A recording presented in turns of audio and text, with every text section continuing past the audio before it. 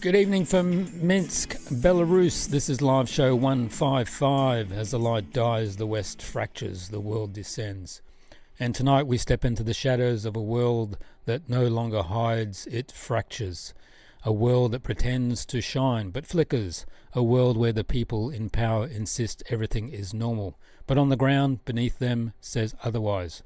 Because as the lights go out across Europe, across Ukraine, across the institutions that once claimed permanence, we are entering not a crisis, but an era, a turning, a breaking, a reckoning. And while politicians stand in front of podiums and talk of unity, values, democracy, resilience, the truth is being written in entirely different places. It's written on the front lines of the Donbass. It's written on the collapsing grids of Ukraine. It's written in the factories of Europe that no longer has. It's written in the demographic charts that looks more like tombstones. It's written in the silence after missile strikes. It's written in the corruption files they worked on so hard to hide. And now the truth is being written somewhere even darker. In hotel rooms in Miami, behind closed doors, between Washington and Moscow, without Ukraine in the room. A secret 28-point peace plan drafted by a US envoy and a Kremlin insider, carving up borders, limiting Ukraine's army and handing Russia what it failed to win by force. A deal negotiated over Ukraine, but not with Ukraine. A plan that exposes something Western leaders hoped the world would never see. That the war is no longer being fought for victory, it is being managed for exit. That Ukraine is no longer a partner, it's a bargaining chip. That the West is no longer in control, it is trying to salvage the illusion of control. And tonight we're going to read it, not from the point of view of propaganda, but not from the point of view of wishful thinking, but from how history will judge this moment. The moment of old era has died, and the darker, more honest one has begun. This is As the Light Dies. Let's begin.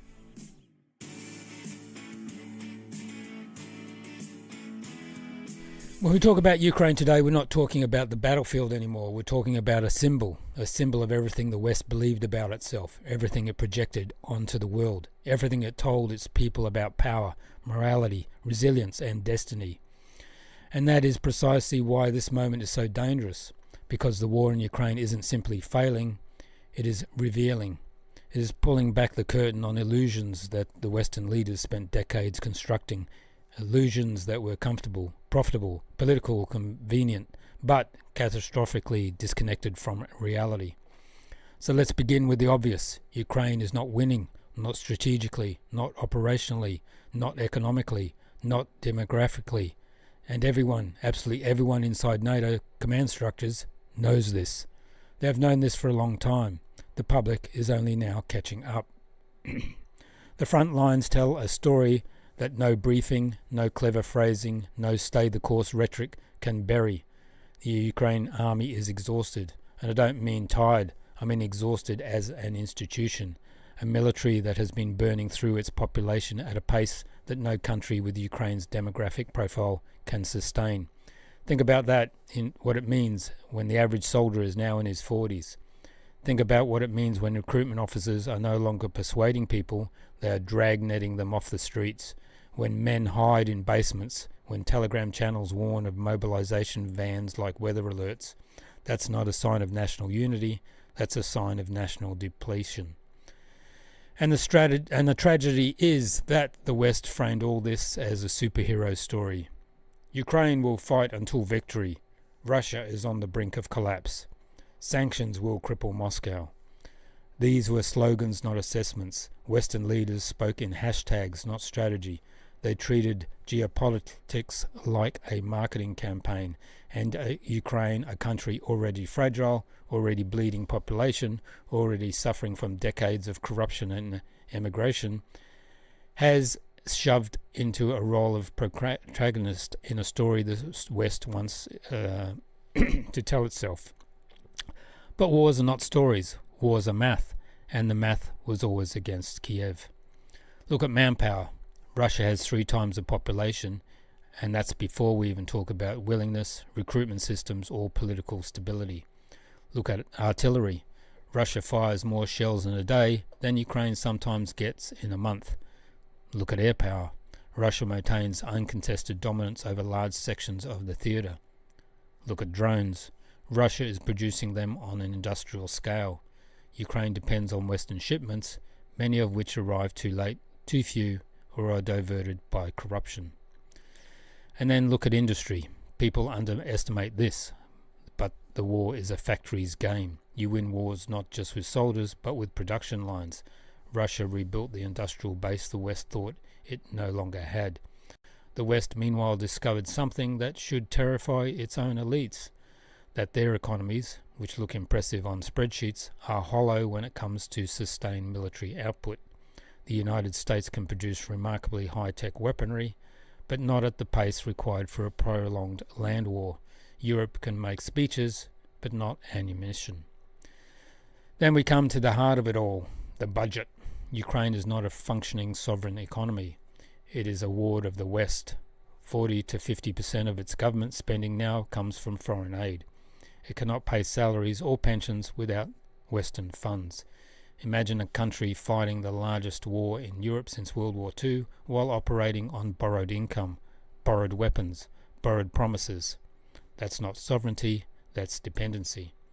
And dependency eventually becomes vulnerability. And then there's the demographic, the quiet catastrophe. Ukraine entered this war already in demographic decline. A nation of over 50 million in Soviet times has shrunk dramatically. Add war casualties, migration, refugees, falling birth rates, and you get a demographic hole that will not be filled in a generation. The war accelerated a decline that was already terminal. But here's the thing.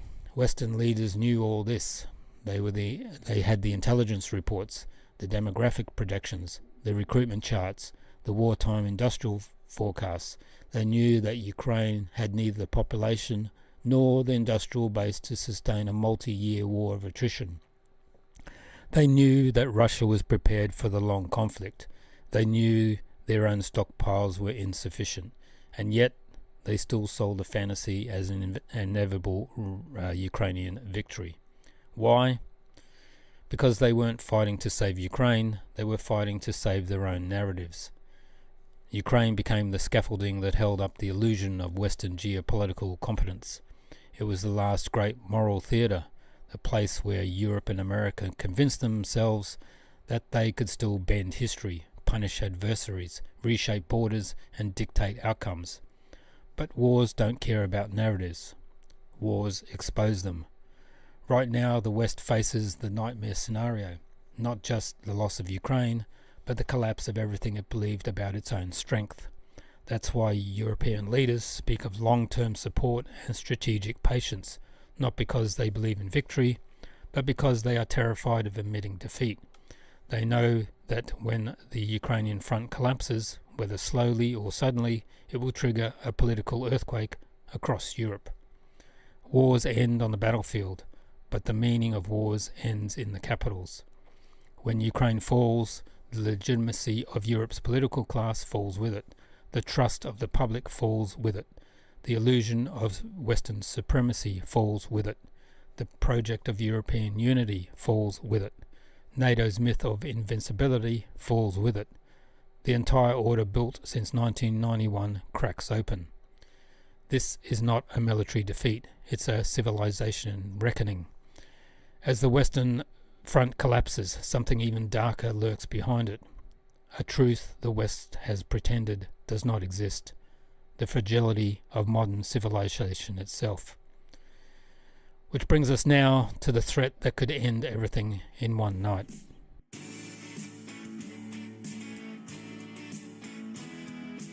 When we talk about global threats, people always picture the same things. Nuclear mushroom clouds rising over the cities, tanks pouring across borders, cyber attacks shutting down government servers, drones buzzing through the skies.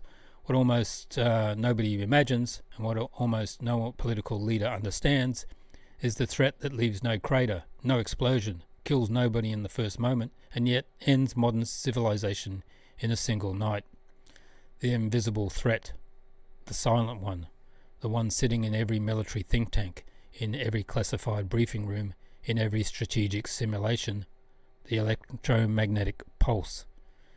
When most people hear the phrase EMP, they think Hollywood, they think science fiction, they think of the convenient plot device that knocks out electronics in a movie but spares the hero. But in the real world, an EMP isn't a gimmick. It's physics, it's tested, it's documented. And it is the most catastrophic vulnerability of our civilization has. A vulnerability far greater than nuclear war, because nuclear war destroys cities while EMP destroys systems. Let's step into this slowly. Imagine a single nuclear device, not dropped on a city, not detonated in a harbour, but exploded high above the atmosphere, at an edge of space. No blast wave hits the ground, no shockwave shatters windows, people on the surface might not even realise anything has happened. There would be no flames, no rubble, no impact crater. But in that moment, a wave of electromagnetic energy fans across hundreds, even thousands of kilometres, a wave powerful enough to overload transformers, burn out grid infrastructure, fry communication equipment, disable satellites, knock out aircraft avionics, annihilate every microchip that isn't specifically shielded, and plunge entire nations into instant technological darkness. This is not imagination. It is the very thing that happened in 1962 when the United States tested a nuclear device over the Pacific, a test called Starfish Prime, detonated 800 miles from Hawaii, and yet the EMP pulse travelled all that distance, knocking out streetlights in Honolulu, shutting down telecommunication lines, and damaging electrical equipment, blowing fuses in buildings, interfering with radios, all from almost 1,000 miles away. And that was in 1962, a world with hardly any microchips. Now imagine that happening in 2025. Imagine the complexity of our systems, the fragility, the independence, every part of our lives. Electricity, water, fuel, medicine, communication, transport is routed through delicate electronics that were never designed to withstand the surge of a high-altitude EMP. If you detonate a single nuclear device at the right altitude over Central Europe, you don't destroy a city, you destroy a century of progress. Power grids collapse instantly. Transformer stations, the backbone of electrical distribution, burn internally. Communication networks vanish. Water pumping stations shut off. Sewage systems back up. Hospitals go dark. Refrigeration fails. Emergency services become blind and deaf. Fuel cannot be pumped. Trains stop. Planes fall out of the sky. Modern cars fail. And this is part politicians don't understand. Modern grids are not designed to restart from zero. They require stable electricity to maintain themselves. They require communication between substations. They require functioning sensors and control systems. If those melt, the entire grid becomes a dead organism. And the giant transformers, the ones weighing hundreds of tons that keep the whole system alive, they cannot be replaced quickly. They are custom built, rarely stockpiled, manufactured in only a handful of specialized facilities on Earth, and can take months to build one. For a continent-wide failure, it would take years. Now think about how societies behave when the lights stay off for years. In less than 48 hours, water runs out. In less than 72 hours, food supplies collapse. Within a week, hospitals become morgues. Within 2 weeks, cities begin evacuating, not because they want to, but because they must. A month in, people begin to starve. Law and order becomes impossible without communications, fuel, coordinations, or surveillance systems. Nuclear reactors without cooling systems began entering critical risk zones. This entire catastrophe, all of it sparked by a single detonation, a silent one, far above the clouds. But here's the part that makes this threat even worse. You don't even need a nuclear device to trigger an EMP-level catastrophe. The sun can do it. A massive solar flare, like the Carrington event of 1859, would have the exact same effect in our unshielded grids. Back then, telegraph stations burst into flames. Today, entire continents would collapse. We live in a civilization built on invisible electricity, but we treat electricity as if it were immortal, as if it cannot fail, as if the grid is permanent, as if technological life support is the same as civilization. And yet Western governments, the same governments that pour hundreds of billions into proxy wars, expansionist blocs, aircraft carriers and political theatre, have done almost nothing to shield their infrastructure from an EMP event. They have no stockpile of transformers, they have no EMP hardened backups, they have no public preparedness strategies, they have no national level drills, they have nothing. Because protection isn't glamorous, it doesn't win elections, it doesn't get applause, and it doesn't fit the fairy tale that Western leaders tell their people, the fairy tale that the world is predictable, controllable, stable and safe. This EMP vulnerability tells us something bigger. The West is a civilization no longer protects its foundations because it no longer understands them. It is too busy managing narratives, performing morality, projecting its self-righteousness, and sustaining illusions of dominance. Meanwhile, the most basic, most essential, most fragile components of modern civilization, the grid, the satellites, the communication architecture, the industrial base, remain exposed. Here's the connection to tonight's wider theme. A civilization that cannot protect its own infrastructure cannot survive a serious crisis. A civilization that cannot restart its own grid cannot manage the war with a major power. A civilization that cannot harden its systems cannot endure the shocks of the 21st century. A civilization that ignores its fragility is a civilization nearing its end. Ukraine exposed the West militarily. Globalization exposed the West economically, and EMP exposes the West civilizationally. We're not dealing with a single vulnerability, we're dealing with a civilization that has mistaken comfort for capability and illusion for security. And that brings us to perhaps the darkest part of tonight's broadcast, not the collapse of systems, but the rot inside every government the West pinned its entire credibility on.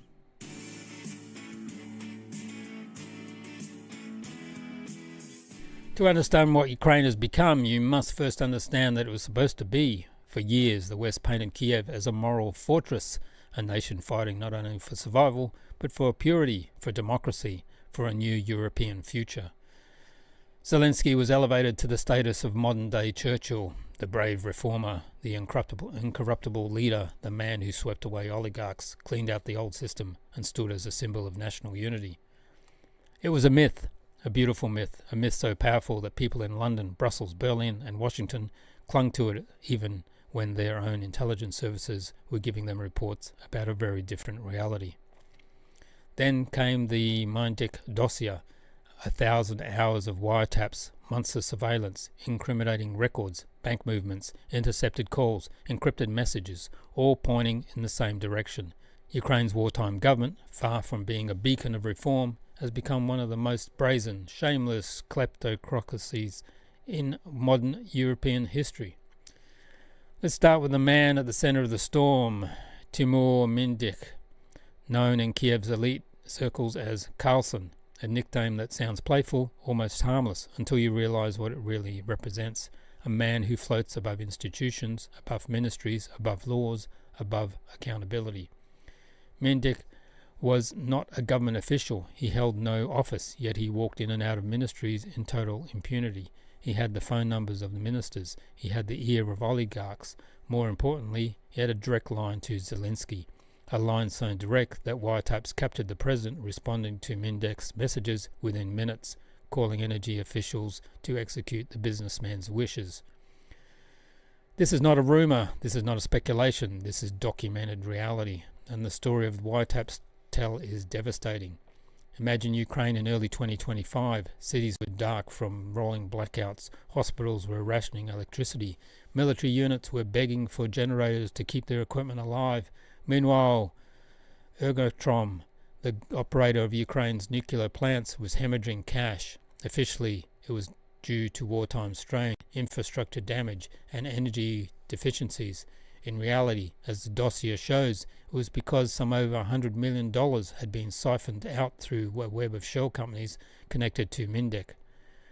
While Ukraine told the world it needed more weapons, more money, more aid, Zelensky's circle was helping itself to the national treasury. And it doesn't end there.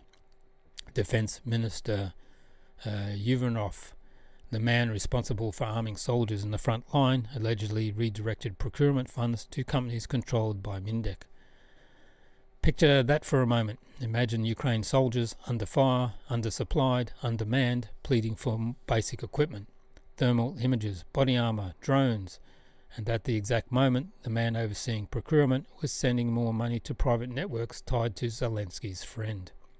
This is not corruption. This is betrayal in wartime. This is treason by another name. The most painful part of the story is not that Ukraine was corrupt. Ukraine has always struggled with corruption. The painful part is when it happened, not during peacetime, not during political transitions, during the country's darkest hour, while thousands were dying, while cities were burning, while mothers were burying their sons. In the middle of the war, the ruling class looked at the suffering around them and saw opportunity. And let's talk about Energy Minister German Galeskrakov. The wiretaps place him in a closed-door meetings with Mindek. They show coordination, influence, deals. They show the system where the minister, a wartime minister, deferred to a private businessman whose only power came from his relationship with the president. And then comes the most telling moment. Mindek sends a message to Zelensky. Minutes later, Zelensky calls Galinchko. Not a day later, not an hour later, minutes. This is not a leader unaware of corruption around him. This is a leader participating in a system of control, access, influence, and profit. And when the scandal finally broke into public view, what happened? Did Zelensky call for immediate arrest? Did he fire his minister? Did he demand accountability? No. He did what every corrupt leader does when the illusion collapses. He pretended to be shocked by the very system he presided over. He sanctioned Mindek only after Mindek conveniently escaped the country. A man this connected, this protected, this deeply embedded in state structures doesn't escape without help. Someone warned him, someone powerful, someone inside the circle. And when that someone is that the West doesn't want to talk about. The Western governments that spent years calling Zelensky the face of democracy now find themselves confronted with evidence that their hero was at the center of a wartime criminal network, as we have all said from the start. And what do? Do they confront it? Do they admit their mistake?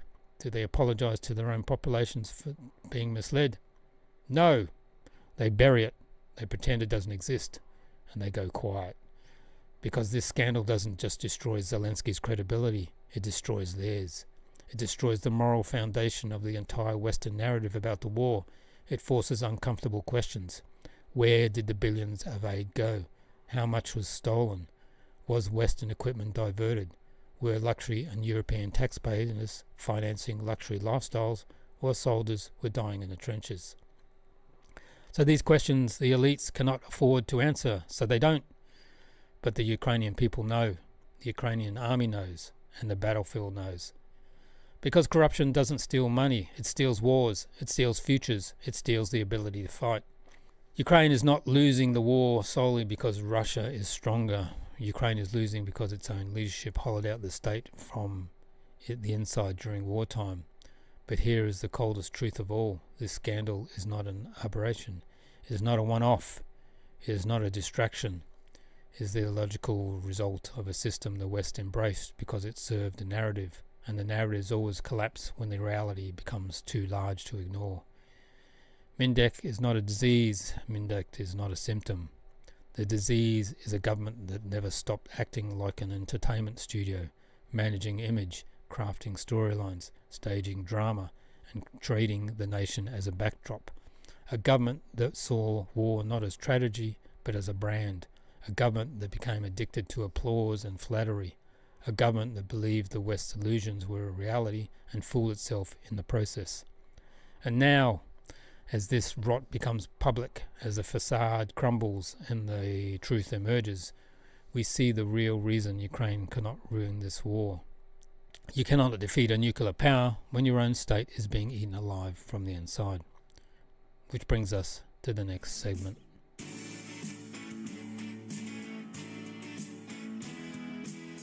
If the corruption scandal exposed the rot inside Ukraine, then this next revelation exposes something even more important, that the real negotiation to end this war has already begun. It's not be happening in Kyiv, not Brussels or Berlin, but between the only two powers capable of shaping Europe's future, the United States and the Russian Federation. For the first time since the conflict began, Washington and Moscow have put a real plan on the table, a framework that acknowledges the facts on the ground, the balance of power, and the new geopolitical reality emerging from the rubble of the Western delusion. And that plan, the so-called 28-point ceasefire framework, has detonated panic across Kyiv and hysteria across Europe. Not because it's unfair, not because of its extreme, but because it finally reflects reality. The West is being forced to face the truth. For 3 years, Western leaders insisted Ukraine could win. They insisted Russia was collapsing. They insisted sanctions could cripple Moscow. They insisted Kyiv must fight to the last man. And now, those same leaders are quietly negotiating terms that accept Russian control of the Donbass, Russian control of Crimea, long-term neutrality and demilitarization of Ukraine, denazification, limits on Ukrainian strike systems, protection of the Russian language, recognition of Russia's legitimate security concerns. This is not appeasement. This is the West returning to the real world. These are not concessions. These are geopolitical facts NATO tried and failed to deny. Russia established military superiority. Russia established strategic initiative. Russia established industrial dominance. Russia established red lines and enforced them. The peace plan simply acknowledges what the battlefield has already decided. The Miami meetings, unscripted, direct and effective. The Western media tried to mock the Miami meetings between Steve Witkoff and Kirill Dmitriev. But the truth is this. For the first time since the war began, the United States sent someone who wasn't trapped in an ideological echo chamber of the Beltway, someone who could actually sit down with the Russians and listen. Witkoff is not a diplomat. He's not a think tanker. He's not a bureaucrat. And because of that, he can do what the diplomats cannot, talk honestly. On the Russian side, Dmitriev is exactly the man Moscow could send for a negotiation that could actually matters. Serious, strategic, trusted, plugged directly into Kremlin's economic and geopolitical brain. These meetings weren't sideshows. They were the beginning of a genuine realignment. When Zelensky learned of the US and the Russia were discussing the framework without him, he just didn't refuse to meet. He panicked because Zelensky understood what the plan really means. His government is no longer the central actor. His Western patrons are looking for an exit. His battlefield failures have consequences. His corruption scandals have destroyed trust. His leverage has evaporated. And worst of all, Washington and Moscow are now speaking directly as great powers do. This is Zelensky's nightmare, because once the US and Russia agree on terms, Ukraine doesn't choose, it complies. That is what losing a war looks like. Berlin and Paris screaming in outrage doesn't mean the plan is bad. It means they weren't invited. For 2 years, Europe pretended it was leading the response, but now, when the adults are enter the room, the US and Russia, Europe discovers what it really is. A spectator, a bystander, a client, not a partner, irrelevant to the endgame. Of course, Europe hates this deal because Europe has nothing to offer, no army, no production, no unity, and the plan to expose it. The 28-point plan is controversial only because the West spent years lying to itself.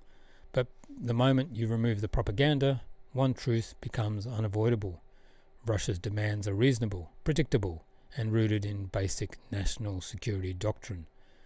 Neutrality for Ukraine, no NATO missiles on its borders, protection for Russian speakers, recognition of Crimea, formalization of the new regional borders. There is nothing extreme here. There are the exact demands made before the war, and the West dismissed them as unthinkable. So now, they are the foundation of the peace process. That is not Russian escalation, that is Russian consistency.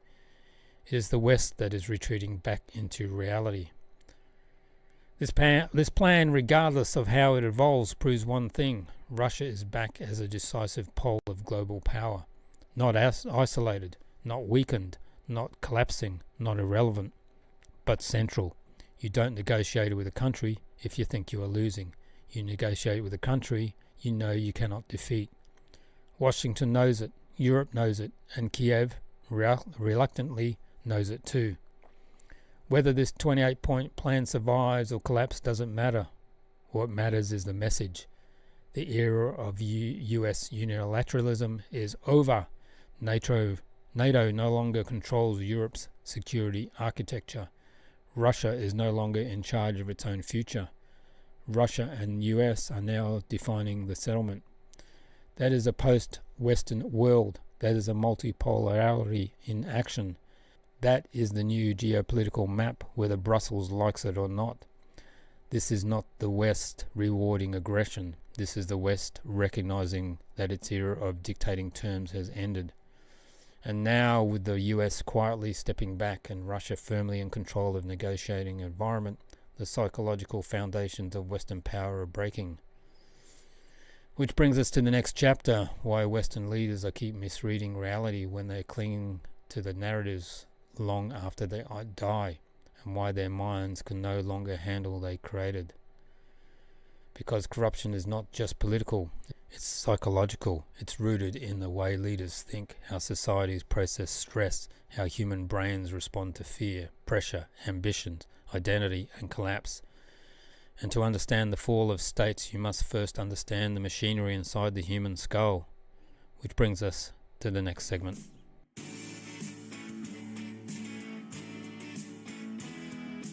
When you strip away the tanks, the treaties, the alliances, the missiles, the maps, every war we talk about on this program ultimately comes down to one thing: the human brain.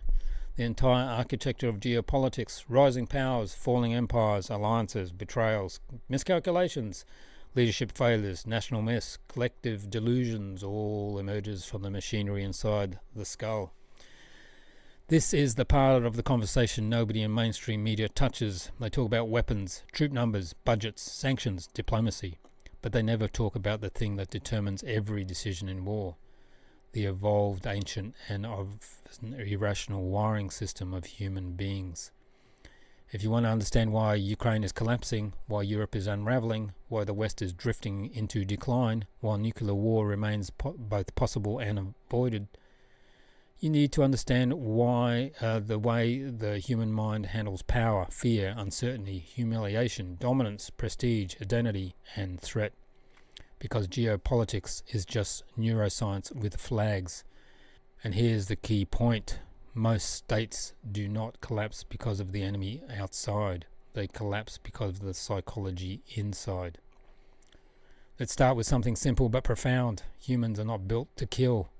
For most people, even in war, firing a weapon with the intention to kill is extraordinarily difficult. Study after study showed in World War II, many soldiers didn't fire their rifles at all. They froze, they avoided, they hesitated, they aimed high. The capacity for violence is there, but it's not natural.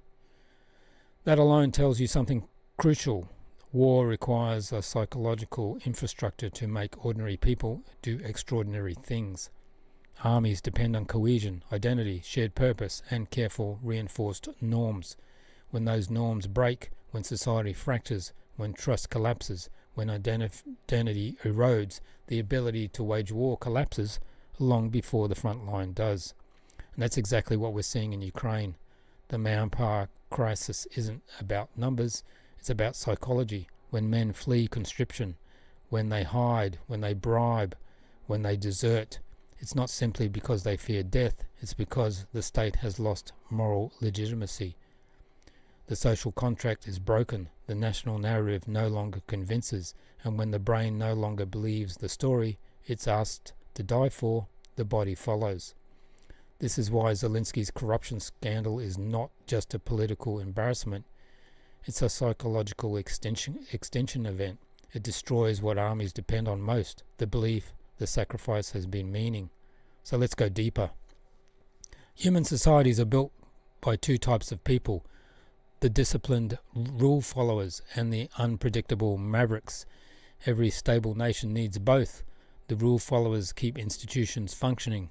They show up, they organize, they obey regulations, they maintain the machinery. Meanwhile, the mavericks, the risk takers, the innovators, push boundaries when needed.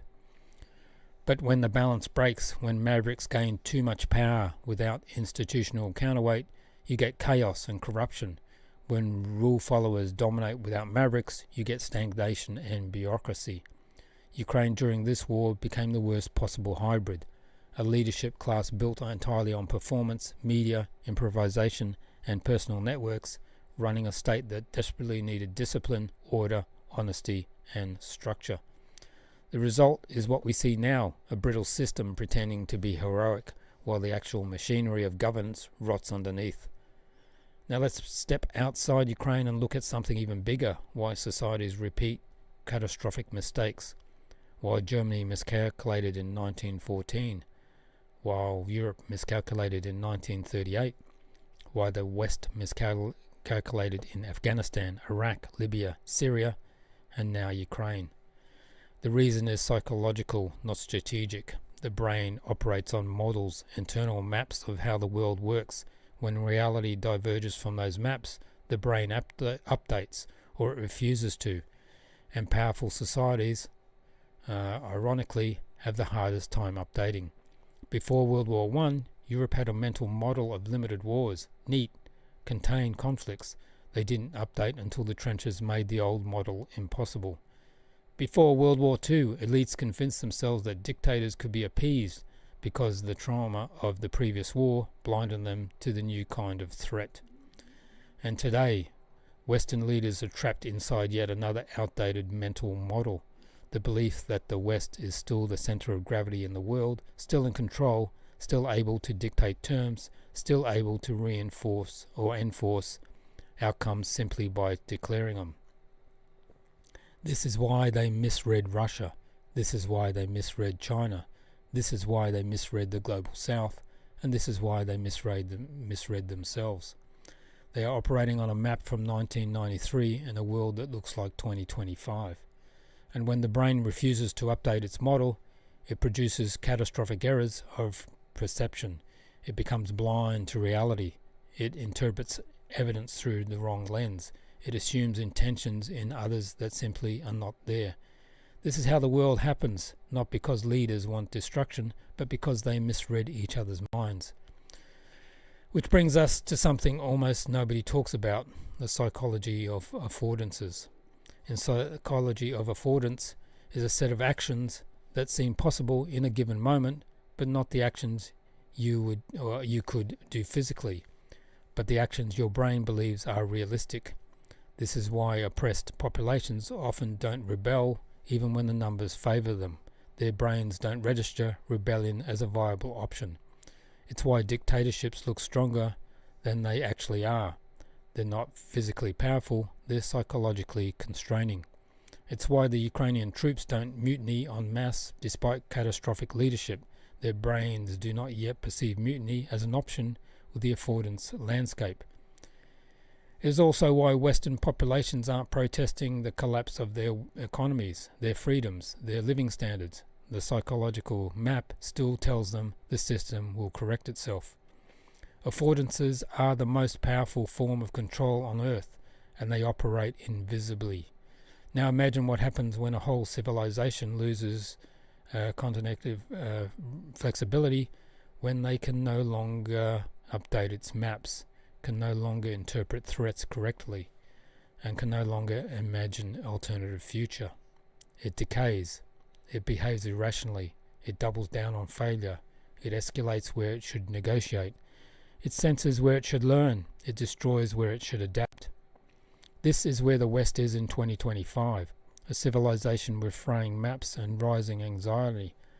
A civilization that once dominated the world because it understood itself and now cannot even define what it is. Which leads us to the darkest part of this segment, nuclear weapons and human psychology. For 80 years, nuclear war has not happened, not because humans are peaceful, but because we accidentally built a psychological architecture that scared even the most aggressive instincts. Deterrence is psychologically equilibrium. It's a balance of fear, pride, calculation, and mutual acknowledgement of vulnerability. But that equilibrium is breaking down, and it's not Russia breaking it. It's not China breaking it. It's not Iran breaking it. It's Western political psychology breaking it. A political culture obsessed with narratives over reality. A leadership class addicted to escalation as performance. Elites who treat nuclear thresholds like buttons in a video game. Officials who speak about nuclear war with the emotional maturity of teenagers seeking attention. The danger today is not malevolent intent, it's connectivity decay, it's psychological drift, it's the rise of leaders who do not understand what nuclear weapons actually mean because they have never lived in a world where the consequences were real. This is how wars escalate by mistake. This is how misinterpretations spiral. This is how deterrence fails, not through aggression, but through stupidity. And that brings us full circle.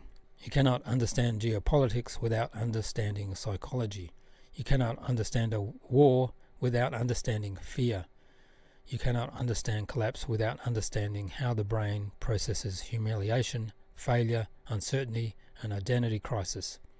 We are watching not just the fall of Ukraine or the unraveling of Europe, but the unraveling of the Western mind itself. And as the psychological foundations erode, the strategic consequences become unavoidable, which leads us directly to our next segment, the civilizational autopsy delivered by Emmanuel Todd, the historian who predicted the fall of Soviet Union, now says the West is following the same trajectory.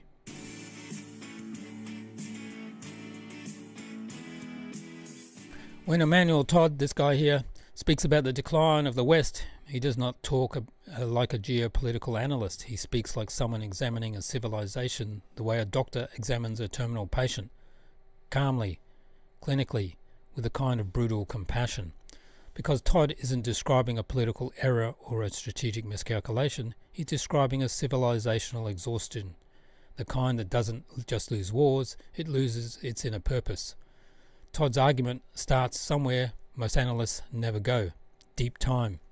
Not election cycles, not 5-year plans, not NATO summits, but centuries of demographic patterns, family structures, religious evolution, technical education, and long-term social cohesion. This is what he calls the longue durée, the slow-moving tectonic plates beneath history. And Todd says the West's plates have finally stopped moving. The engine has seized, the narrative has died, the meaning is gone.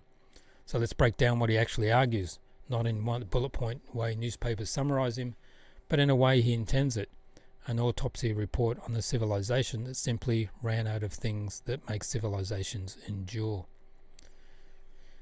Todd's first insight is brutally simple. Civilizations don't survive because of values, they survive because of structures, demography, education, religion, technical skill, family systems, and the psychological architecture that binds all these together.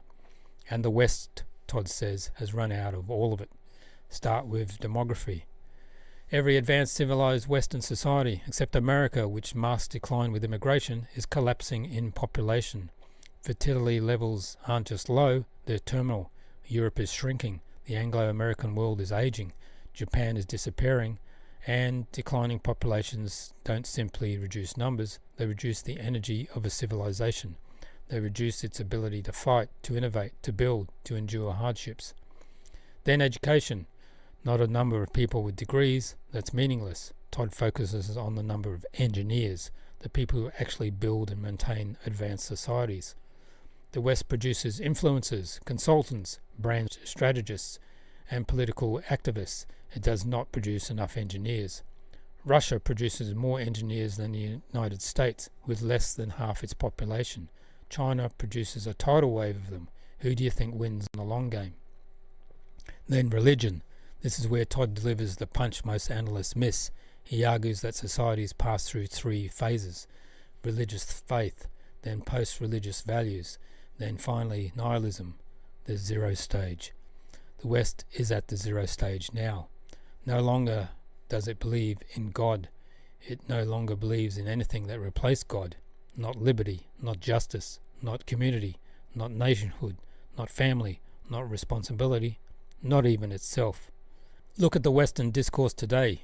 Everything is about feelings, narratives, identities, and vibes. Nothing is about duty, sacrifice, continuity, and meaning. In Todd's language, the West is no longer guided by values, it is guided by value signaling, which is the final stage of moral breakdown. When your society keeps screaming about values, it's because it has none. Then we come to the family. Todd's career began as an anthropology, studying family systems across centuries. Then he says something few people notice. The Western family, the nuclear family, is the most fragile system in human history. A mother, a father, 2 children, and nothing else. No extended household, no intergenerational continuity, no collective authority, no stabilizing structure. For a while, this created dynamism. Individuals become mobile, creative, entrepreneurial, open to change. But in the long run, this turned into atomization, loneliness, isolation, declining marriage rates, collapsing birth rates, and the inability to build long-term institutions. A civilization of individuals is not a civilization, it is an empty hotel lobby. And this is Todd's larger argument.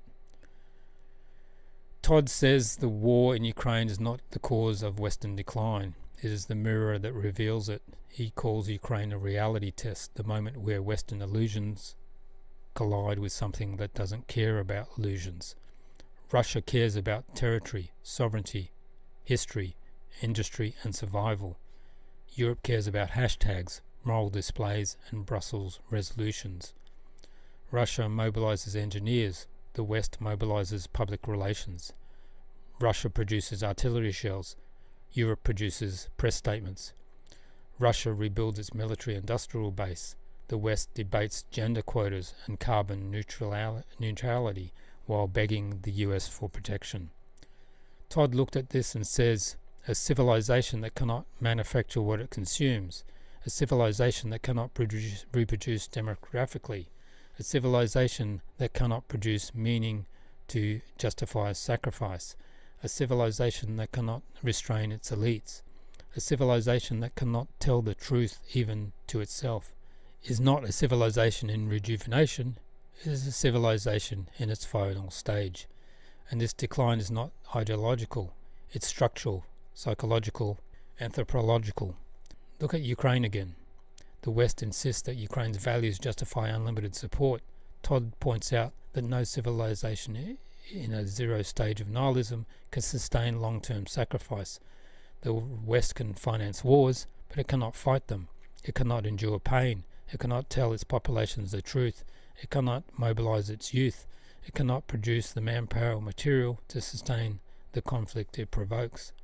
And so Ukraine is collapsing, and the West is collapsing intellectually alongside it.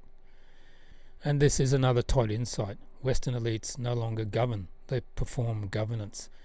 They narrate reality. They talk. They posture. They announce. They signal. They condemn. They celebrate. But they do not do. Europe went from building railways, power plants, steel mills, nuclear reactors, industrial giants, to building NGOs, lobbying networks, task force, and institutions that produce nothing but meetings. The gap between talking and doing is now so vast that the West cannot even repair its own infrastructure, let alone fight a great power war. Todd's verdict is brutal but honest. The West has become civilization that can no longer sustain the world it built, and Ukraine is the moment the world stopped pretending otherwise. Todd does not foresee Western societies turning fascist or communist or authoritarian. He foresees something even worse, a drift into meaningless, into political vacuum where nothing inspires, nothing unites, nothing binds. He sees the elites panicking, running from crisis to crisis, clinging to moral slogans because they have nothing else left. He sees ordinary people withdrawing from public life, becoming cynical, disengaged, distrustful. He sees institutions growing more fragile, more paranoid, more unnatural. He sees the world moving on, China rising, Russia stabilizing, India accelerating, the global south emerging, multipolarity forming, not because others rose too fast, but because the West fell too far. This is Todd's message. The West is not losing because others are winning. The West is losing because it's exhausted its civilizational fuel. And the Ukraine war is simply the point where the engine has finally stopped. Which brings us to our next segment, the moment the West can no longer avoid the inevitable defeat in Ukraine, the end of the narrative, and the crash of illusions.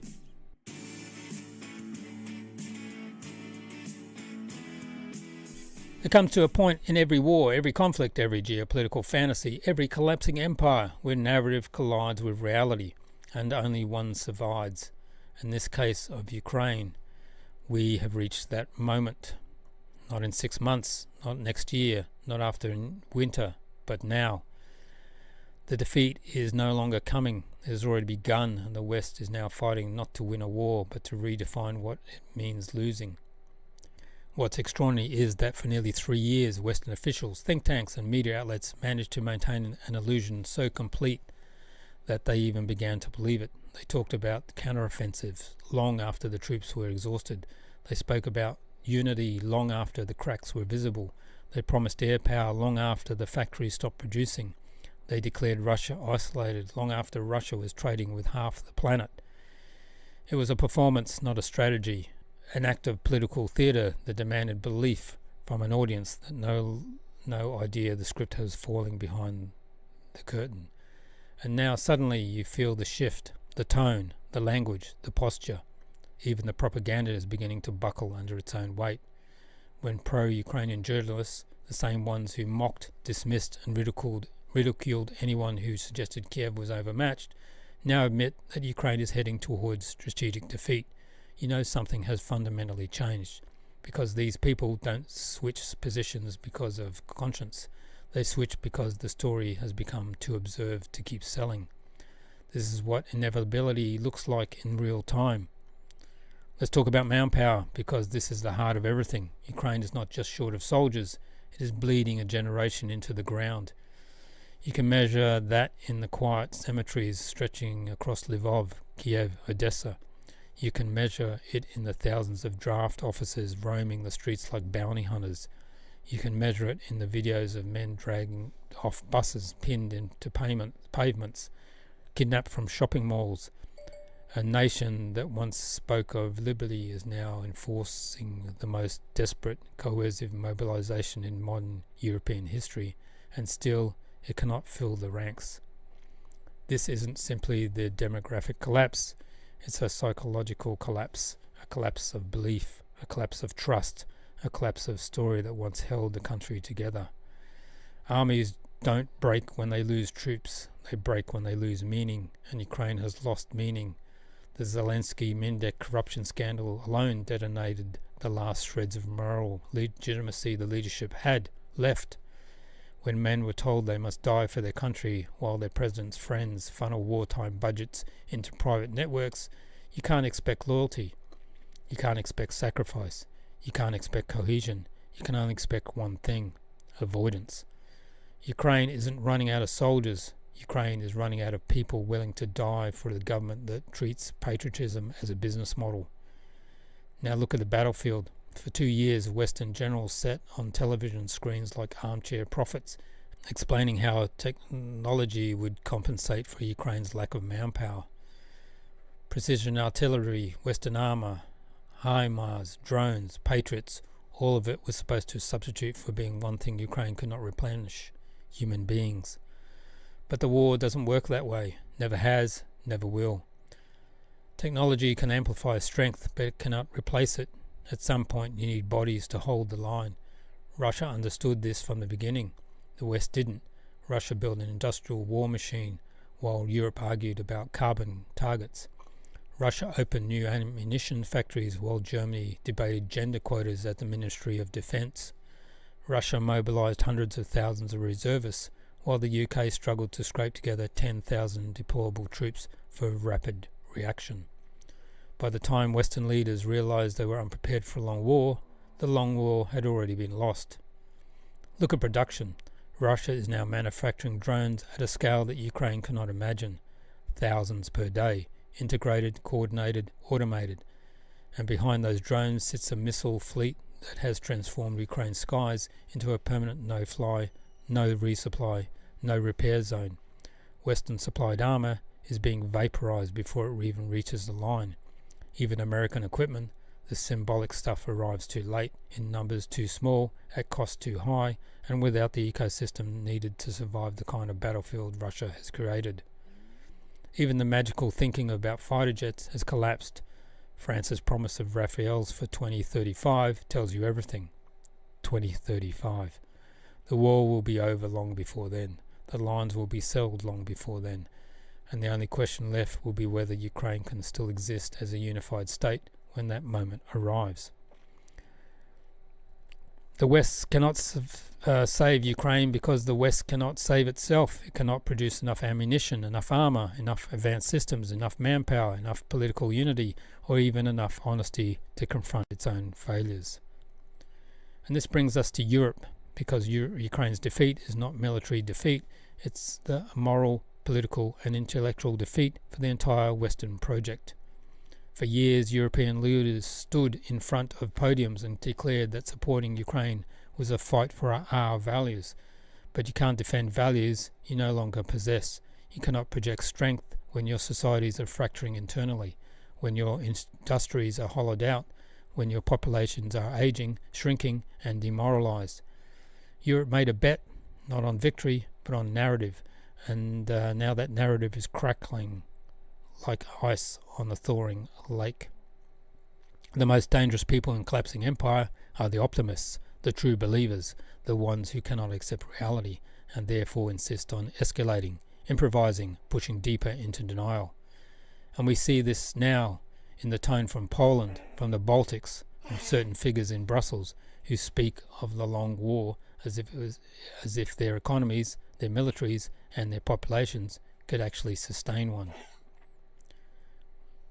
That's the dog. What we're witnessing now is not the West stepping up from disaster, it is the West negotiating the terms of its own retreat. And this retreat will be wrapped in the language of dignity, of unity, of peace, of standing with Ukraine until the end. But what they won't admit is that the end is already here, and they are scrambling to rewrite the epilogue. Here's the truth that they cannot say aloud. Ukraine will lose this war. Ukraine is losing this war, and nothing the West does now can alter the trajectory, only the timeline. The only question that remains is whether the West will have the courage to acknowledge the consequences, because this war did not merely expose Ukraine's weaknesses, it exposed the West's.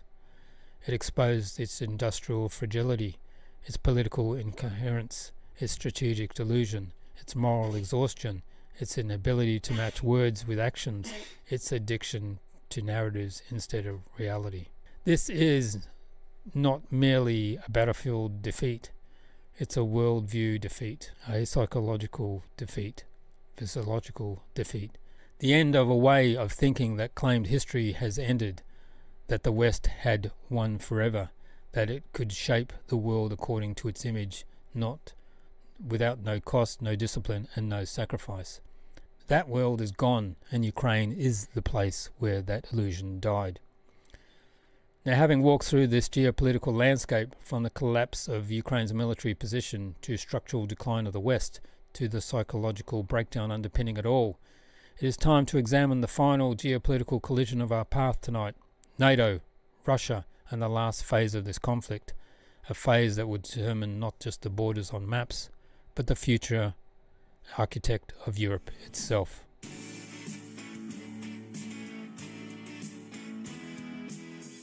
We have reached the moment in the show where everything converges. Not simply the military collapse of Ukraine, not just the structural decline of the West, but the geopolitical architecture that will emerge from the ruins. Because what is happening now is bigger than Ukraine. It's bigger than Russia. It's bigger than Europe. It's a shift in the tectonic plates of the global power, and NATO, the alliance that once defined the West, is now standing on the edge of its own identity crisis. The irony is that NATO entered this war with all the confidence of a heavyweight stepping into the ring with a challenger he believed would be knocked out in 3 rounds.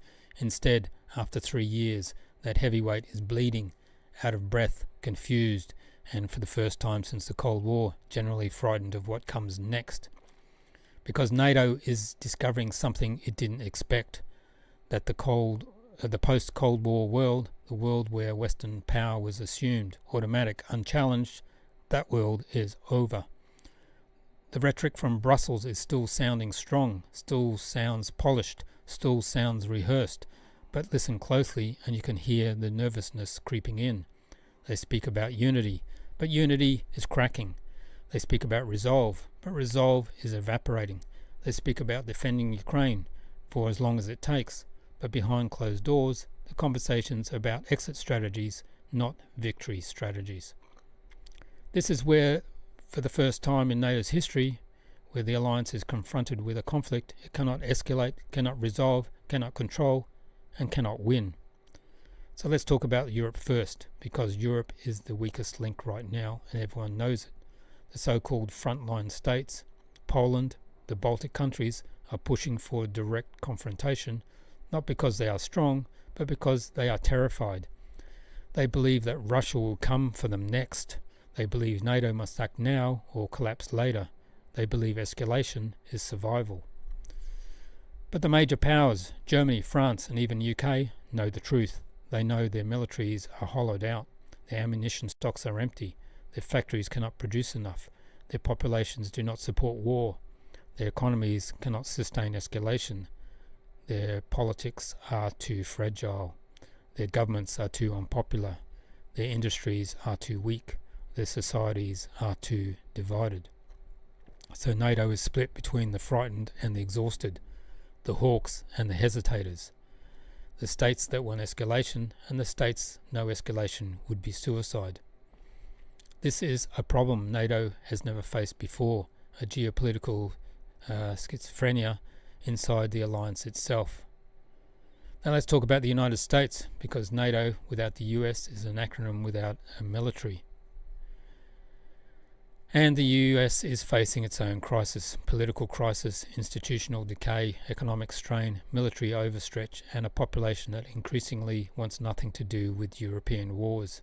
The great unspoken truth in Washington is this: America is preparing to pivot out of Europe. Not because it hates Europe, not because it wants Russia to win, but because it no longer can afford to be a geopolitical fire service while fighting its own internal inferno. The elites won't say this out loud, but their actions tell the story. The US is shifting resources to the Pacific. Its industrial base is stretched thin. Its recruitment crisis is severe. Its strategic planners know that supporting Ukraine indefinitely weakens America more than it weakens Russia. And here's the punchline. Russia knows all this. Russia sees fragmentation. Russia sees cracks. Russia sees fear. Russia sees hesitation. Russia sees desperation. And for Moscow, the strategic picture is simple. Keep applying pressure on the front. Keep degrading Ukraine infrastructure.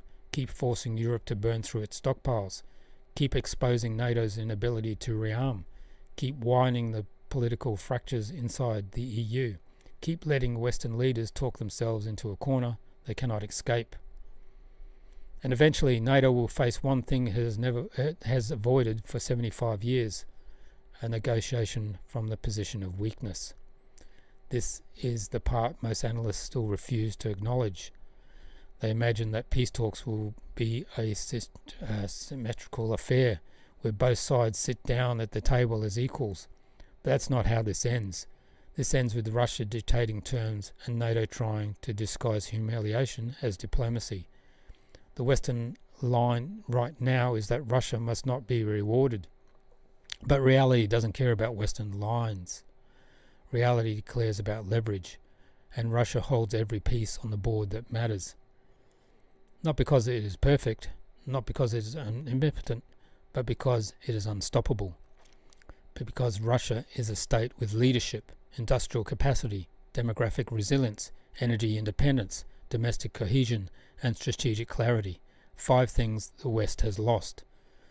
So what happens after this war ends? This is where things get even more interesting. We're heading toward a continent divided at least two Europes. The first Europe, the Atlanticist Europe, will cling to the United States, even as the United States begins quietly stepping back. This Europe will continue talking about values, democracy and unity, even as its economies shrink, its populations age, and its internal divisions explode. This second Europe, or the second Europe, the pragmatic Europe, will begin exploring coexistence with Russia, not because it loves Russia, but because reality will force it. This Europe will prioritize trade, stability, energy, and survival. This Europe will not be ideological, it will be practical. And the more the Atlanticist Europe collapses under its own contradictions, the more the pragmatic Europe will grow, politically, economically, psychologically. This division is not hypothetical. You can already see it in Hungary. You can see it emerging in Slovakia. You can see it in Italy. You can see it creeping into Germany, and can see it brewing in France. NATO will not dissolve, at least not immediately, but will fracture internally. It will become a two-tier alliance. States willing to escalate and states willing to survive. Russia understands this and is playing the long game, a game not about territory, but about balance of power in Europe for the next 50 years. The Kremlin knows that a divided NATO is not a threat. A divided Europe is not a threat. A demoralized West is not a threat. The real threat to Russia, the only real threat, was a united, confident, industrially powerful West, and that West no longer exists. If anything, the war in the Ukraine accomplished something Russia could never achieve on its own. It exposed the West model as hollow. It revealed the distance between rhetoric and capability. It showed the world, especially the global South, that Western power is psychological, not material. Narrative, not steel. Posture, not production. This is why so many countries outside the West are now ignoring sanctions, rejecting Western demands, and pursuing multipolar alignment. They realize that the West is not the center of the world. It is a region among others, one voice among many, a declining empire that mistakes moralism for influence. Which brings us to the ultimate question. Does this mean Russia wins? Not in the simplistic Western comic book sense. Russia is not ruling Europe. Russia is not marching to the Rhine. Russia is not building an empire. But Russia will accomplish one thing it actually wanted. A buffer from NATO, a weakened Western bloc, a shift in global power, recognition that a unipolar moment is dead, a place in the new multipolar world as a sovereign pole, and in geopolitical terms, that is victory. So tonight, as we prepare to shift from the battlefield to the ice, from geopolitics to Dinamo Minsk, remember one thing: the world you grew up in is gone. The assumptions you were taught were lies, and the institutions you were told would last forever are crackling in real time. The age of the American unilateral power is over. The age of European moral dominance is over. The age of NATO as an unchallenged arbitrator of European security is over. The age of multipolarity has begun. And this war, this messy, brutal, tragic war, will be remembered not for how it started, but for what it ended. Now, speaking of battles, not on the field of geopolitics, but on the ice, it's time to head back home to the Minsk arena, where the Bisons have been fighting their own war this week.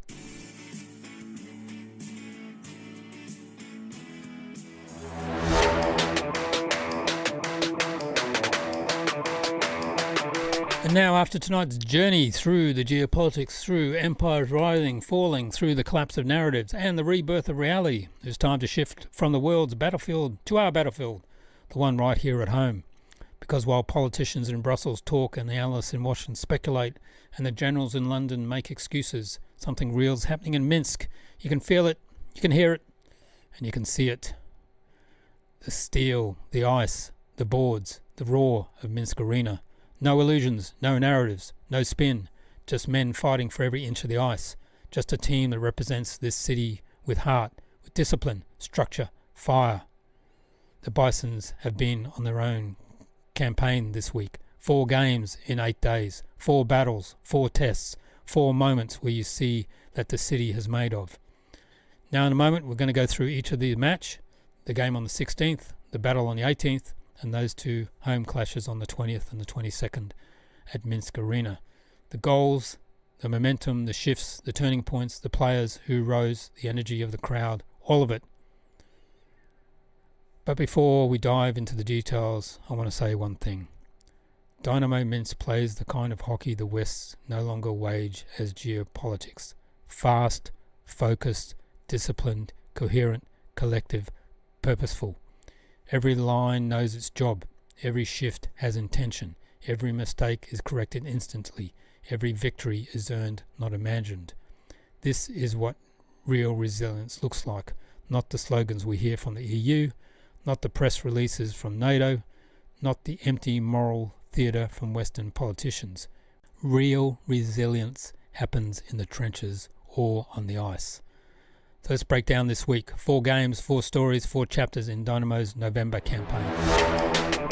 Alright, let's go to the KHL because Dinamo Minsk just walked into Kazan and torched one of the league's biggest giants, a 7-3 demolition of AK Bars. And let me tell you, this wasn't a smash and grab. This was domination from the first shift. Minsk exploded out of the gate, buried their chances and never let go. Pinchuk with a huge double, Yusuf playing like a man possessed, and every line getting on the scoreboard. The coach wanted a full 60-minute game, and he got it. AK Bars pressed, they skated well, they won face-offs. It didn't matter. Dynamo stayed principled, stayed dangerous, and walked out of the arena with one of the biggest road wins of the season. The final score, 7-3. Statement made. Dynamo Minsk aren't knocking on the door anymore. They're blowing it off the hinges. Let's watch those Dynamo goals. Забросил Акбарсу в концовке встречи. Но, кто знает, может быть, этот счетчик именной сдвинется с места, поскольку динамцы открывают счет первым же. В прошлой игре, комментируя матч с Сибирью, где также говорили про эту связку, Галиев, Усов. И классный момент, и Пинчук. Что творит Пинчук? Золотые руки Виталия Пинчука. Занимать все свободное пространство по всей площадке. Сутишвили! Хорош! Сутишвили очень хорошо. Более что в прошлый матч пропускал. Как говорить, да, в принципе, стараются делить игровое время тренеры Акбарса. Ну, снова момент опасный может получиться.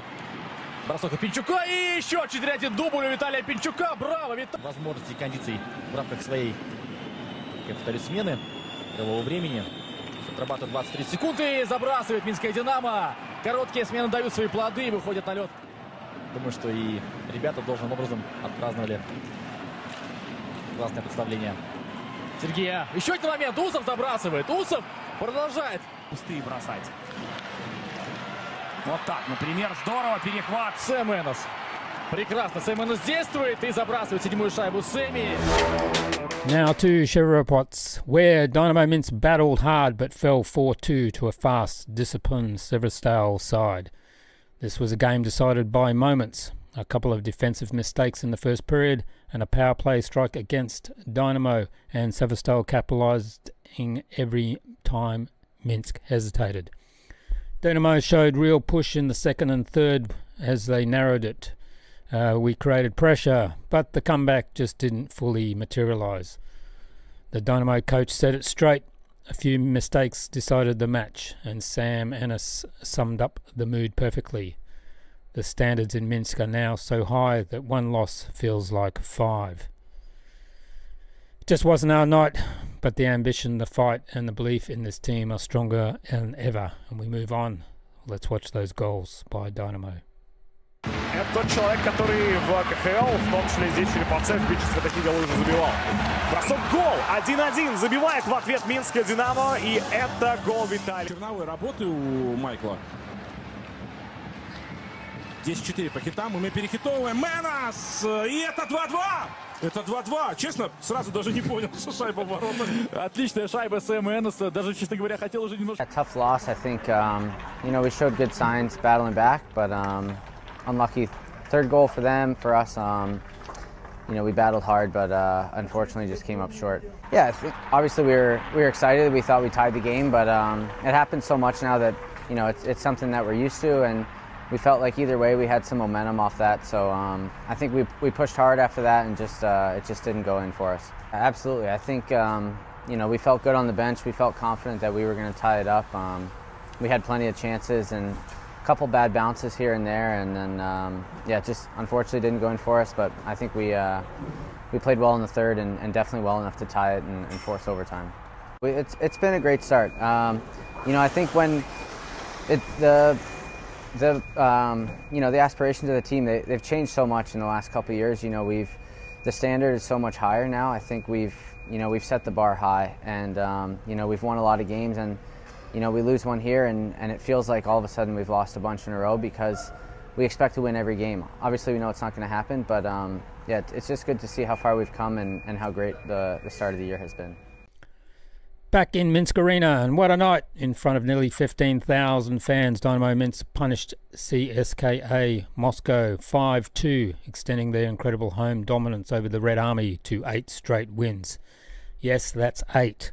This is one that had everything, including the wildest pre-game moment of the season. A police dog biting a Dinamo player during the puck drop. Total chaos, and then Minsk went to work. There's the photo. The second period was the turning point. 3 goals in under 5 minutes. The building shaking. Siska collapsing. Stas, Anis, Barakov, Polochki. All scoring came from everywhere. The coach outcoached his old club. The special teams were lethal, and Minsk Arena once again proved why it's a fortress. The final score, 5-2. CSKA came to town, and Dinamo sent them home. Let's watch those goals by Dinamo Minsk.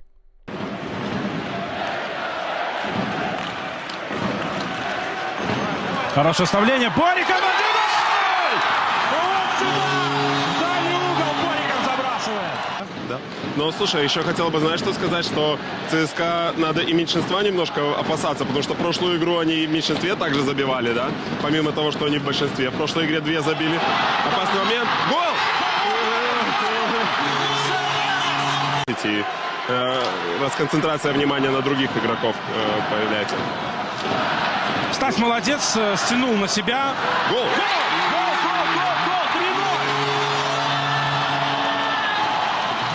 А вот и в контратаку можно выбежать 2-1. Мороз, хорошая пауза. Мороз отдает! Гол! 4-2! Через борт Сатишвили обыгрывает тоже. Да!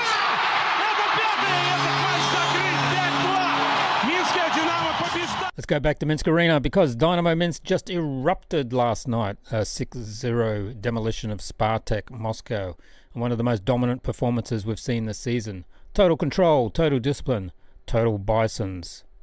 But first, before the game started, a Chinese car sale worldwide put on a little show. Here it is now.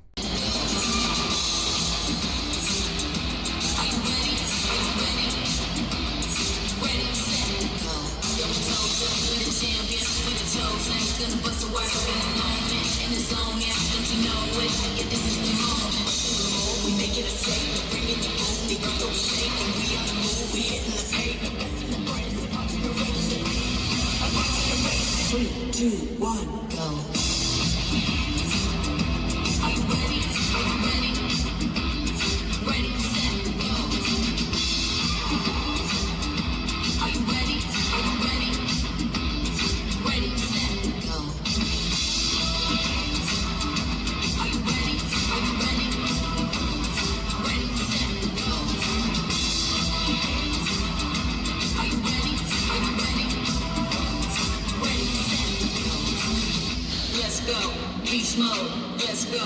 Beast mode, let's go. Beast mode, let's go. Activating beast mode.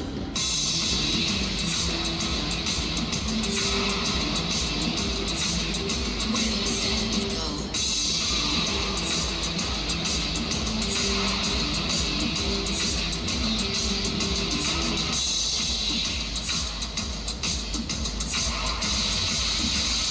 Three, two, one, go. Let's go. Beast mode.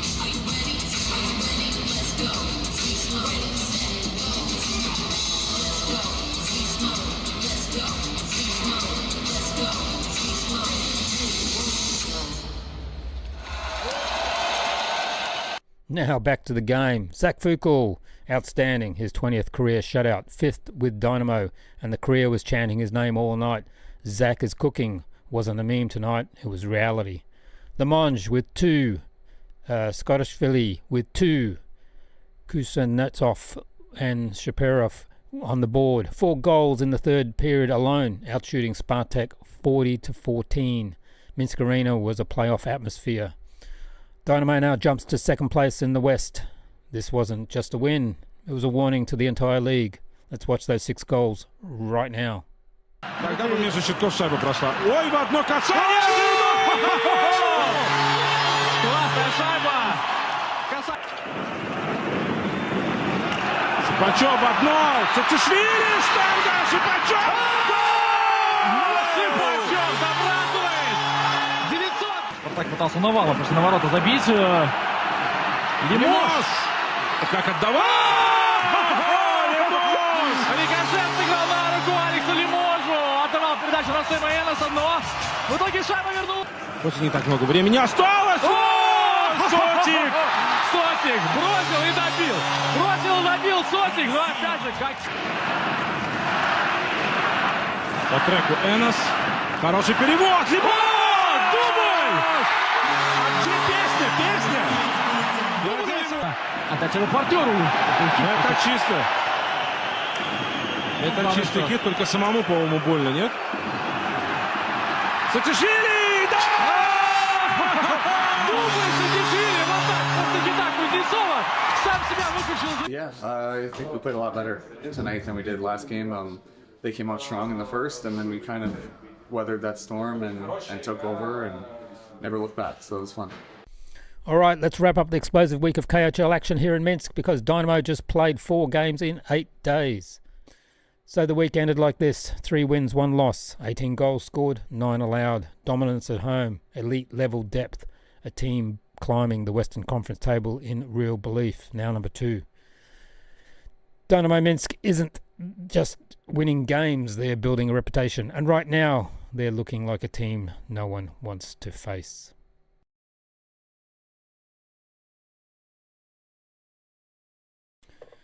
And that brings us to the end of tonight's broadcast. We've walked through the world that is shredding its illusions faster than its leaders can replace them. A world where Ukraine is collapsing, not just on the battlefield, but in the offices where war budgets vanish into private pockets. A world where the United States and Russia negotiate the future of Europe, while the Europeans stand outside the room powerless. A world where the Western mind, once confident, once disciplined, now struggles to understand the forces it has unleashed.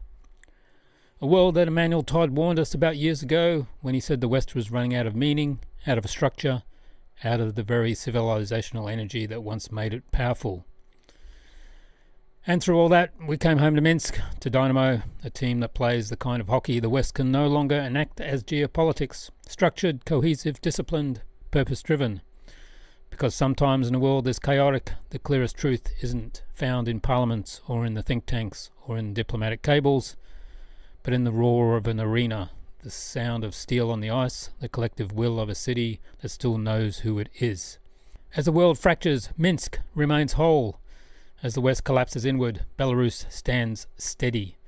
And as the light fades across the age built on illusion, the truth becomes unavoidable. We are now entering a new era, an honest one, whether the West likes it or not. So tonight, whether you joined us from Minsk, London, New York, or anywhere across the world, big thank you for being part of this broadcast, part of the community, and part of this moment. We will be back next week. The world will have shifted again. The lies will be louder, the fractures will be wider, and the stakes will be higher. And we'll be here, cutting through the noise, the propaganda, the theatre, and looking straight into the darkness where the truth lies. And we'll be doing some remodelling in the studio, so it'll look slightly different. Maybe you'll tell. We'll see. So until then, stay aware, stay grounded, stay on the other side, and good night from Minsk. Bye.